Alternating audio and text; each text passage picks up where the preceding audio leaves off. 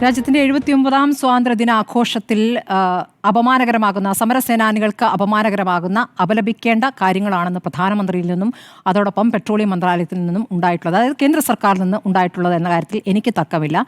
കാരണം ബ്രിട്ടീഷുകാർക്കെതിരെ സമരം ചെയ്ത് ഊർജം പാഴാക്കുകയല്ല വേണ്ടത് എന്ന് പറഞ്ഞ RSSന് വേണ്ടിയിട്ട് RSSനെ പുകഴ്ത്തിക്കൊണ്ടുള്ള പ്രസംഗമാണ് ചെങ്കോട്ടയിൽ പ്രധാനമന്ത്രി നടത്തിയത്. അത് സ്വാതന്ത്ര്യദിനാഘോഷ പ്രസംഗമായിരുന്നില്ല. യഥാർത്ഥത്തിൽ RSSനെ പുകഴ്ത്തുന്ന RSSന്റെ 100 വർഷത്തിൽ RSSന്റെ അജണ്ടകൾ നടപ്പാക്കുന്നതിൻ്റെ ഭാഗമായി നടത്തിയ പ്രസംഗമാണ്. ആ പ്രസംഗത്തിൽ RSSന്റെ 100 വർഷത്തെക്കുറിച്ച് പറയുമ്പോൾ ഏറ്റവും വലിയ NGO സംഘടനയാണ്, ലോകത്തെ തന്നെ ഏറ്റവും വലിയ NGO സംഘടനയാണെന്ന് പറയുന്നു. എന്ത് കണക്കുകളുടെ അടിസ്ഥാനത്തിലാണ് എന്നറിയില്ല. ഒരു സൊസൈറ്റിയായിട്ട് പോലും രജിസ്റ്റർ ചെയ്യാത്ത സംഘടനയാണ് RSS എന്നുള്ളൊരു പഠനം കഴിഞ്ഞ മാസം കാരവൻ നടത്തിയിട്ടുണ്ടായിരുന്നു.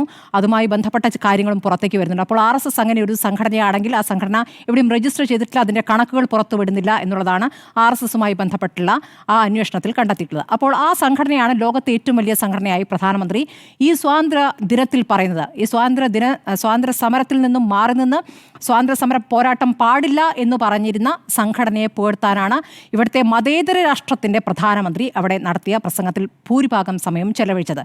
അടുത്തതായി അദ്ദേഹം പറയുന്നത് എന്താണ്? ഇവിടുത്തെ ജനസംഖ്യാ അനുപാതത്തെക്കുറിച്ചാണ് പറയുന്നത്. ജനസംഖ്യാ അനുപാതം പ്രശ്നം സൃഷ്ടിക്കുന്നതാണ്, അതിൽ എന്താ പറയുക, ആശങ്കയുണ്ട് എന്ന രൂപത്തിലുള്ള പ്രസംഗം പ്രധാനമന്ത്രി നടത്തുന്നു. ആ ആശങ്ക ആദ്യം പങ്കുവെച്ചതാരാണ്? RSS ആണ്. അപ്പോൾ RSS പറഞ്ഞിട്ടുള്ള ഓരോ കാര്യങ്ങളായി നടപ്പാക്കിക്കൊണ്ടിരിക്കുന്നു എന്നുള്ളതാണ്. അത് നേരത്തെ കശ്മീരിൻ്റെ 170 അനുച്ഛേദം റദ്ദാക്കുന്നതിലായാലും പൗരത്വ നിയമമായാലും അയോധ്യ ക്ഷേത്രം രാമക്ഷേത്രമായാലും മുത്തലാഖായാലും അങ്ങനെ ഓരോരോ കാര്യങ്ങളായി 100ാം വാർഷികത്തിലേക്ക് ഒരു അജണ്ട സെറ്റ് ചെയ്ത് വെച്ചിട്ടുണ്ട് RSS. അപ്പോൾ ആ അജണ്ടയിലേക്ക് എത്തിക്കുക. നേരത്തെ ജിമ്മി പറഞ്ഞതുപോലെ RSSന് പല ഘട്ടങ്ങളിലും മോദിയോട് എതിർപ്പുണ്ടായിട്ടുണ്ട്. മോദിയുടെ പ്രായം, വിരമിക്കേണ്ട പ്രായത്തെക്കുറിച്ച് മോഹൻ ഭാഗവത് തന്നെ പലതവണ പ്രസംഗിച്ചിട്ടുണ്ട്, തെരഞ്ഞെടുപ്പ് കാലത്ത് തന്നെ പ്രസംഗിച്ചിട്ടുണ്ടായിരുന്നു. അപ്പോൾ RSSനെ കുറച്ചുകൂടി മയപ്പെടുത്തിയെടുക്കാനുള്ള ശ്രമങ്ങൾ കൃത്യമായി മോദിയുടെ ഭാഗത്തുനിന്നുണ്ടാകുന്നു. ആ രൂപത്തിലുള്ള പ്രതികരണങ്ങൾ ഉണ്ടാകുന്നു എന്ന് തന്നെയാണ് ആ പ്രസംഗത്തിൽ നിന്ന് മനസ്സിലാക്കേണ്ടത്. പ്രതിപക്ഷത്തെ പൂർണ്ണമായും അവഗണിച്ചുകൊണ്ടാണ് ഈ കേന്ദ്ര സർക്കാർ എല്ലാ കാലത്തും പാർലമെന്റിനകത്തായാലും പുറത്തായാലും പ്രതികരിച്ചുകൊണ്ടിരിക്കുന്നത്. കഴിഞ്ഞ തവണ സ്വാതന്ത്ര്യ ദിന ആഘോഷത്തിൽ രാഹുൽ ഗാന്ധിയെ കൊണ്ടുവന്ന് മുൻനിരയിൽ നിന്നും പിൻനിരയിലേക്ക് മാറ്റുകയാണ് ചെയ്തത്. മുൻനിരയിൽ അദ്ദേഹത്തിന് ഇരിപ്പിടമുണ്ടായിരുന്ന അദ്ദേഹത്തെ പിൻനിരയിലേക്ക് മാറ്റി ഒളിമ്പിക് താരങ്ങളെ മുന്നിലേക്ക് ഇരുത്തുന്ന നടപടിയുണ്ടായി. ആ അപമാനം സഹിക്കാൻ പോകേണ്ടതില്ല എന്ന് രാഹുൽ ഗാന്ധി തീരുമാനിക്കുന്നു, ഖാർഗെ തീരുമാനിക്കുന്നു. അവർ പാർട്ടി ഓഫീസുകൾ പതാക ഉയർത്തുന്നു. പതാക എല്ലാവർക്കും എല്ലായിടത്തും ഉയർത്താം, അത് ഉയർത്തിയിട്ടുമുണ്ട്. രാജ്യസ്നേഹം അവർ പ്രകടിപ്പിച്ചിട്ടുണ്ട്. അതിൻ്റെ സർട്ടിഫിക്കറ്റ് എന്തായാലും BJPയിൽ നിന്നും RSSൽ നിന്നും കോൺഗ്രസിന്, അതായത് ഈ സ്വാതന്ത്ര്യ സമര പോരാട്ടത്തിൽ പങ്കാളികളായിരുന്ന നേതൃത്വം വഹിച്ച ഒരു രാഷ്ട്രീയ പാർട്ടിക്ക് അതിൽ ഇവരുടെ സർട്ടിഫിക്കറ്റ് ആവശ്യമില്ല എന്നുള്ളതാണ്.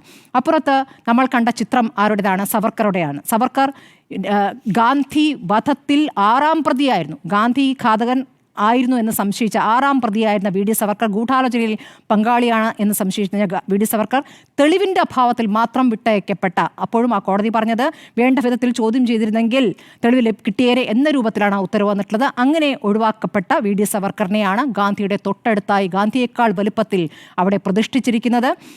പിന്നീട് ഗൂഢാലോചന കണ്ടുപിടിക്കാൻ കപൂർ കമ്മീഷൻ നിയോഗിച്ചു. കപൂർ കമ്മീഷനും സവർക്കറുടെ പങ്ക് കൃത്യമായും റിപ്പോർട്ടിൽ എടുത്തു പറയുന്നുണ്ട്. ഗൂഢാലോചനയിൽ പങ്കാളിയാണ് എന്ന് പറയുന്നു. ഇനി ഗോഡ്സെ, വെടിവെച്ച ഗോഡ്സെ സവർക്കറുടെ പ്രിയ ശിഷ്യനായിരുന്നു എന്നുള്ള കാര്യം ആശീർവദിച്ച് അദ്ദേഹത്തെ വിടുകയായിരുന്നു, ഗോഡ്സെ വിടുകയായിരുന്നു എന്ന് ഉള്ള മൊഴിയുണ്ട്. ഇങ്ങനെ ഒരുപാട് കാര്യങ്ങളുണ്ട്. ഇതൊന്നും തന്നെ കൃത്യമായ തെളിവുകളായി അന്ന് അംഗീകരിക്കപ്പെട്ടില്ല എന്നുള്ളതാണ്. അങ്ങനെയാണ് ഇപ്പോൾ വീർ സവർക്കർ ആവുന്നത്. സവർക്കറുടെ പടം എങ്ങനെയാണ് പാർലമെന്റിലേക്ക്, വാജ്പേയിയുടെ കാലത്താണ് പാർലമെന്റിൽ സവർക്കറുടെ പടം വരുന്നത്. പിന്നെ പല ഘട്ടങ്ങളിലായി സവർക്കർ സ്വാതന്ത്ര്യ സമര പോരാട്ടത്തിൽ പങ്കാളി ആയിരുന്നില്ല എന്ന് ആരും പറയുന്നില്ല. തുടക്കത്തിൽ ആയിരുന്നു, ആദ്യഘട്ടത്തിലായിരുന്നു. അത് സുജയ പറയുന്നതിനോട് ഞാൻ യോജിക്കുന്നു. പക്ഷേ പിന്നീട് മാപ്പ് പറയുന്നു. ജയിലിൽ പോയ ശേഷം, ആൻഡമാൻ ജയിലിൽ പോയ ശേഷം പിന്നീട് മാപ്പ് പറഞ്ഞ് തിരിച്ചെത്തിയ ശേഷം അദ്ദേഹത്തെ കണ്ടിട്ടില്ല. അദ്ദേഹം ഉറപ്പ് നൽകിയ പ്രകാരം പൂർണ്ണമായും സ്വാതന്ത്ര്യ സമരത്തിൽ നിന്ന് മാറി നിൽക്കുക. അതായത് മാപ്പ് പറഞ്ഞ് ഭയപ്പെട്ട് പിന്മാറിയ ഒരാളെ എങ്ങനെയാണ് ഒരു സ്വാതന്ത്ര്യ സമര പോരാളിയായി നമ്മൾ കണക്കാക്കുക? അവിടെയാണ് ഒരു സിമ്പിൾ ക്വസ്റ്റ്യൻ ചോദിച്ചോട്ടെ മാഡം. അങ്ങനെയാണെന്നുണ്ടെങ്കിൽ ഇന്ദിരാഗാന്ധി ഭരണകാലത്ത് സവർക്കർ സ്റ്റാമ്പ് ഇറക്കിയപ്പോൾ അന്ന് ഇന്ദിരാഗാന്ധി പറഞ്ഞത് as A mark of respect to his greatness. അതാണ് ഞാൻ പറയുന്നത്. ഞാൻ പറയട്ടെ, RSSലെ പല നേതാക്കളും RSS എന്ന സംഘടനയുമായിട്ടും നെഹ്റുവും ചില ചർച്ചകളൊക്കെ നടത്തിയിട്ടുണ്ട്. അതാത് കാലത്ത് ഇവരൊന്നും സ്വാതന്ത്ര്യ സമരത്തിൽ പങ്കാളികളായിട്ടല്ല. അതിൽ ചില നേതാക്കൾ ചില ഘട്ടങ്ങളിലൊക്കെ ഭാഗമായിട്ടുണ്ട്. അങ്ങനെ എല്ലാവരുമായും ചർച്ച നടത്തുക എന്ന തുറന്ന സമീപനം ഉണ്ടായിരുന്ന നെഹ്റുവിനെ നിങ്ങൾ നിങ്ങൾ ഓർക്കുന്നുണ്ടോ? നെഹ്റുവിനെ നിങ്ങൾ എപ്പോഴാണ് ഓർക്കുന്നത്? നെഹ്റുവിനെ കുറ്റം പറയാനല്ലാതെ. രാജ്യത്തെ ആദ്യത്തെ പ്രധാനമന്ത്രിയെ നിങ്ങൾ അവഗണിച്ചില്ലേ? നിങ്ങൾ ഏതെങ്കിലും പോസ്റ്ററിലുണ്ടോ നെഹ്റു? ഇല്ല. നെഹ്റുവിനെ നിങ്ങൾ അങ്ങനെ മായ്ച്ചാലും മായില്ല.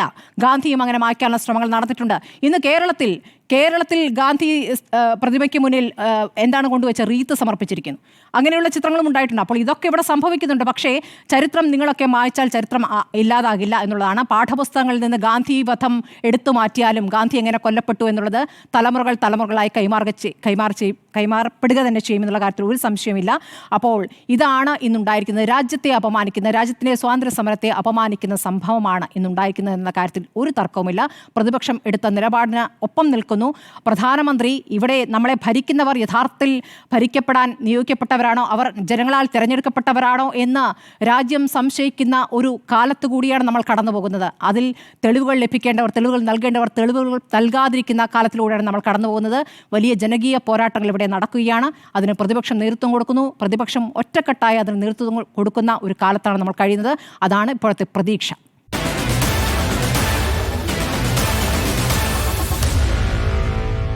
Meet the editors.